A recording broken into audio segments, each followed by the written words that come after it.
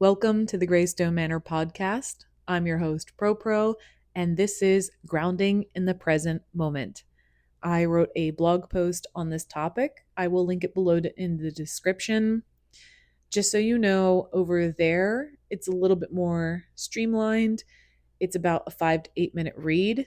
And here on the podcast, I really like to keep things a little bit more raw, personable, and sharing a little bit more of like my own experience. So even though these topics are extremely similar, there will be differences. I'm clarifying this because in the past I did mention that this is the audio version of the blog post, but I am not reading the blog post in this podcast. I'm just referencing it and kind of riffing on my own. And with that, I would like to say I think it is hilarious and ironic that I am not grounded in this current present moment while recording the podcast. I have dragged my feet a little bit recording this, so it's happening a little bit later in my day.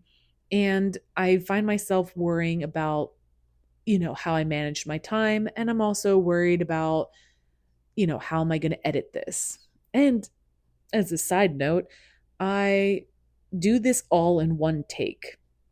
So if I mess up one time and I'm 10 minutes in, I am deleting the entire thing and redoing it. So that is very stressful. And I find that interesting too, because I actually did an internship while I was in high school with the radio station. And I remember learning about all of the audio, how to cut it, how to clip it, put everything together. Do I remember that now? Absolutely not. I have no idea. I am just doing the best that I can. So that's why I just do everything in one take. And of course, I'm mentioning that because that's a current worry of mine. So I wonder, technically, does that mean we're in the present moment? Potentially. But does it mean we're grounded? Absolutely not. So to me, grounding is when the mind is not loud. In the car, when you turn up the volume, sometimes it gets up to like 30, 33, 35, 40, 43, like these high numbers, and it's just so loud. And there are moments that I really like blaring loud music in the car, but a lot of the times I can only handle it for maybe one or two songs before I find myself quickly turning it down. And please tell me I'm not alone in this. But sometimes when I have to park or when I'm coming up to a stoplight and the music is too loud in the car, I have to turn it down so I can think. So, taking that analogy here, it's the same exact thing with my own brain. Sometimes it feels like the music is and the noise and the thoughts are just blaring on volume like 35. And to even get one thought completely thunk all the way through, it feels like I have to turn the volume down. And turning that volume down to me is becoming closer to grounding. So, grounding to me is turning that volume down in the brain, just taking the worry and the anxiety and the stress away, finding a sense of peace and calm. Another thing for grounding is this weird, how do I explain that? It's like this weird nothingness that sometimes if I can sit down in my office space, whether I'm staring at the wall, staring out the window, but I hear nothing going through my brain, that I like to call grounding. And that mostly happens to me in the morning. Like usually when I first wake up, I like to sit in my office space, contemplate journaling, sometimes journal, sometimes not. I also like to make tea or coffee in the morning and then sit back in my office space. And a lot of times I just find myself staring at my altar. I will stare out the window, or I will just stare at all of my yarn that I've collected. And I don't really think of anything. I don't hear anything. I don't think of anything. And it's this weird nothingness. And that nothingness to me feels like I'm grounded. I'm in the present moment. There is nothing behind me and there's nothing in front of me. And that feels great. But how do we get there?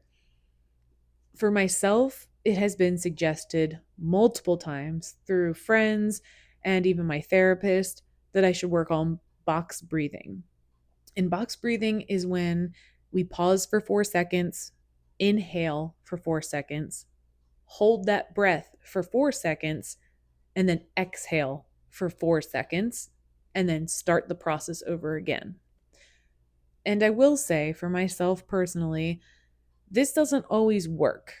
And I feel bad saying this a little bit, but I'm going to say it anyway. It's too cringy. It is too cringy for me to think of breathing that hard to calm my brain down, to feel grounded, to be in the moment, to settle my nervous system. For me, that just, it's a 50-50 shot, whether it works or not. So I have turned to other methods of grounding myself. One of them is being directly involved with nature, whether that's nature in my backyard or it's nature with the house plants that I have.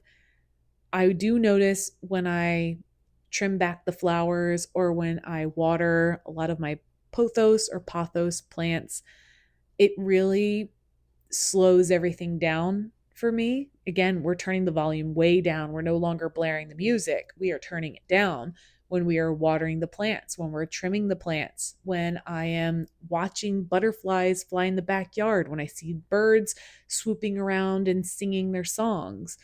That to me is way more grounding and a lot less cringy than thinking about, oh, how am I supposed to be breathing right now?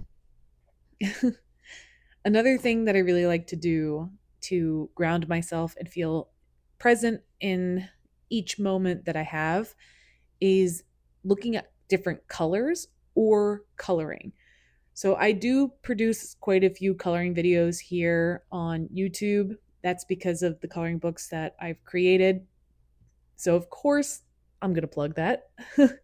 But outside of that, coloring in those coloring books, even when I'm not recording, calms me down so much. And I always look back at these videos and I can see just my hand, even though I speed up the video, I can see my hand still like with a little tremor. I can see myself uncertain about what colors I'm going to pick. I even the stroke of the marker is like so quick, very quick and fast.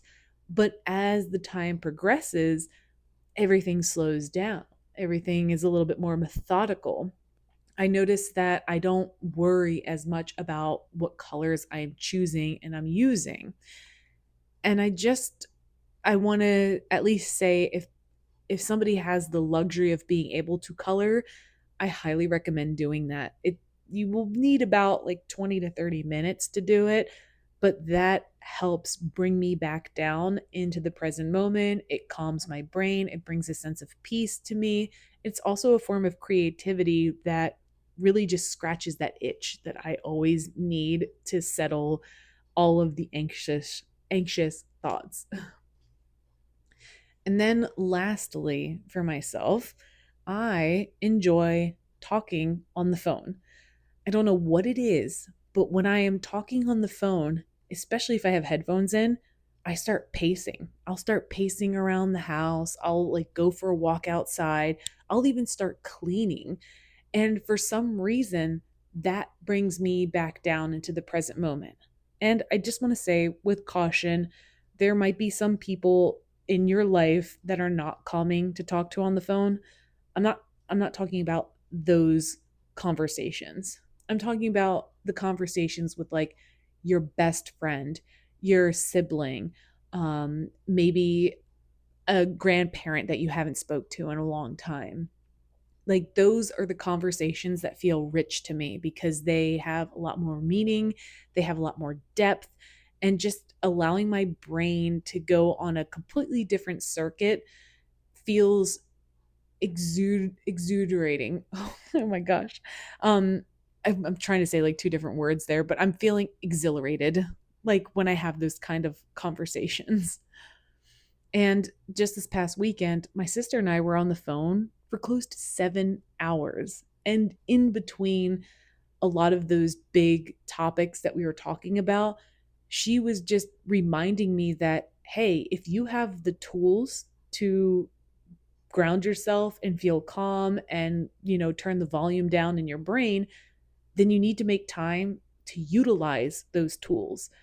And it's kind of funny that it's so simple that she put it that way, but I never even thought of it that way. And I just want to say that sometimes the simplest solution to, being discombobulated, not being in the present moment, constantly worrying, thinking about a million different things, sometimes the simplest solution can literally just bring you back down to earth, such as stepping outside in nature, doing the box breathing if that's your thing, coloring. Another good suggestion would be, oh, the phone conversations. Those are really good with good people and people that you like to talk to. Sometimes even just cleaning up or tidying up your living space, because a lot of times when we look at things, if it looks chaotic and it looks overwhelming and there's too many colors or there's too many things out of place, just tidying those spaces up, that might be enough to turn the volume down in your brain to just be grounded and in the present moment. So, with all of that, I hope this helped. I know this podcast is a little bit shorter than usual, but I didn't want to over explain or overshare on too many things since I've also recorded this multiple times. But with that, I will be sure to keep up my consistency and I will see you next week. You got this. You can ground yourself. I really do believe in you. All right. Bye.